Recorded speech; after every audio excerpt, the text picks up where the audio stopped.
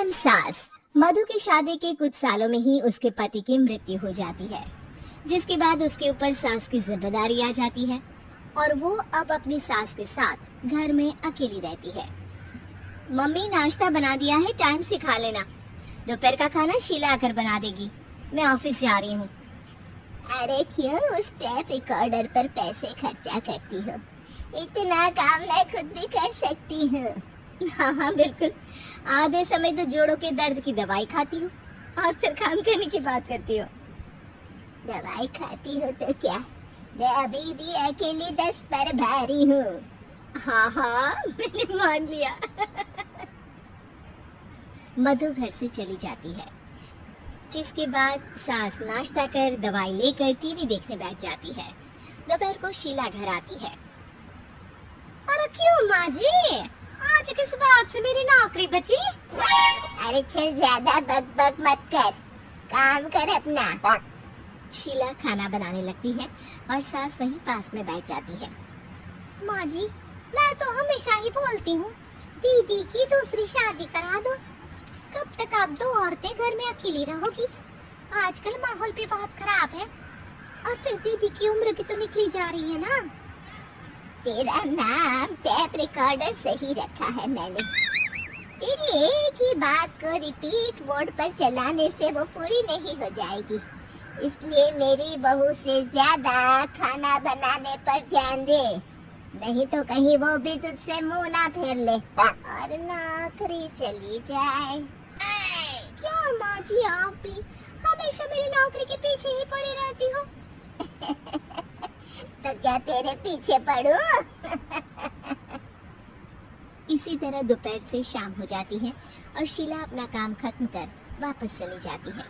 अब अकेली सास एक बार फिर टीवी देखने बैठ जाती है, जिसकी थोड़ी ही देर में मधु घर आ जाती है और सास बिना कोई देर किए शीला की बातें उसे बताने लगती है। मम्मी, आप भी ना किसी बच्चे से कम नहीं हो, जिसके पास हमेशा शीला को लेकर कोई ना कोई बात रहती ही है। अब बस भी करो ना, इतनी बुरी नहीं है बेचारी। अरे मैंने कब कहा बुरी है, बस उसकी बातें करके मुझे बड़ा मजा आता है। सास की बात पर हंसते हुए दोनों डिनर करने बैठती ही हैं कि लाइट चली जाती है। अंधेरे में मधु मोबाइल की फ्लैश लाइट जलाकर मोमबत्ती ढूंढने लगती है। तभी उसे हॉल में कुछ गिरने की आवाज आती है। मम्मी, आप अंधेरे में इधर उधर क्यों घूम रही हो?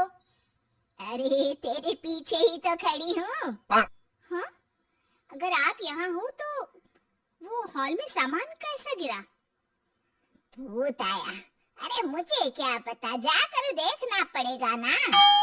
दोनों हॉल में जाते हैं, लेकिन वहाँ कोई नहीं होता। अब उन्हें कमरे में से सामान गिरने की आवाज आती है। लगता है ये भूत चोरी करने आया है, इसे वापस कब्र में पहुंचाना ही पड़ेगा। बस हाँ हाँ, आप ज्यादा ना तीस मार खा मत बनो, मैं पुलिस को फोन करती हूँ। अरे जब तक तेरी पुलिस आएगी तब तक क्या वो हमारे साथ बैठकर अंताक्षरी खेलेगा? हट डरपोक, संभालने दे मुझे। अब सास पास रखा फ्लावर पॉट उठाकर कमरे की तरफ बढ़ने लगती है, जहाँ उसे दो आदमी दिखाई देते हैं। पीछे पीछे मधु भी वहाँ आ जाती है। मम्मी, अभी भी मौका है, बाहर भाग जाते हैं। मधु की आवाज सुन चोर चौकन्ने हो जाते हैं। ओए तुम दोनों, जहाँ हो वहीं खड़ी रहना, नहीं तो दोनों को गोली मार दूंगा।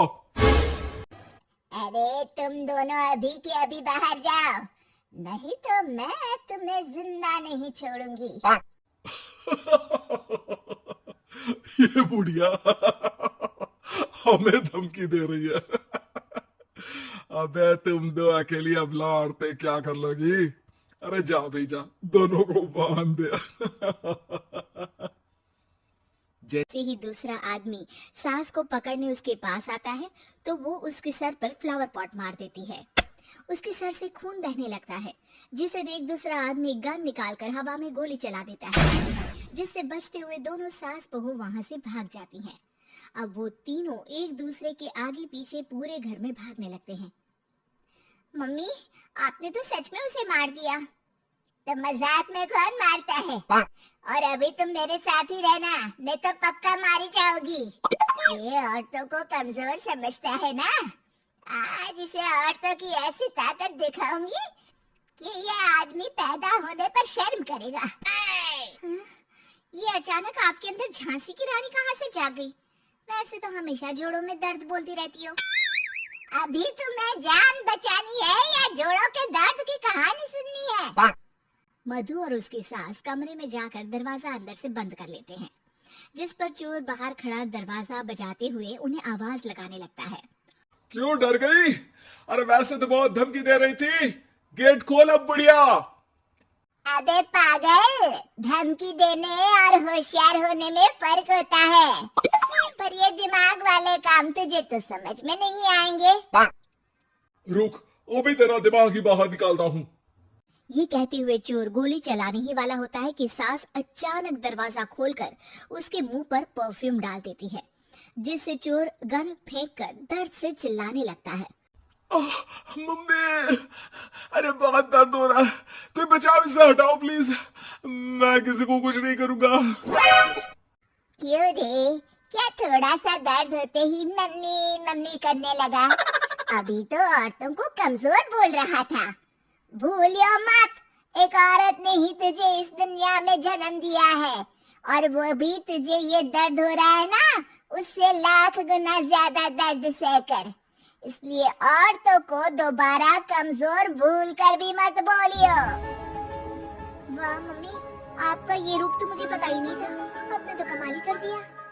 कहा था ना, अकेली ही 10 पर भारी पड़ सकती हूँ। ये तो फिर भी 2 ही थे। इतनी देर में पुलिस भी वहाँ पहुँच जाती है। आ गए आप, कर लो इन्हें अरेस्ट और जेल में बैठकर अंताक्षरी खेलना।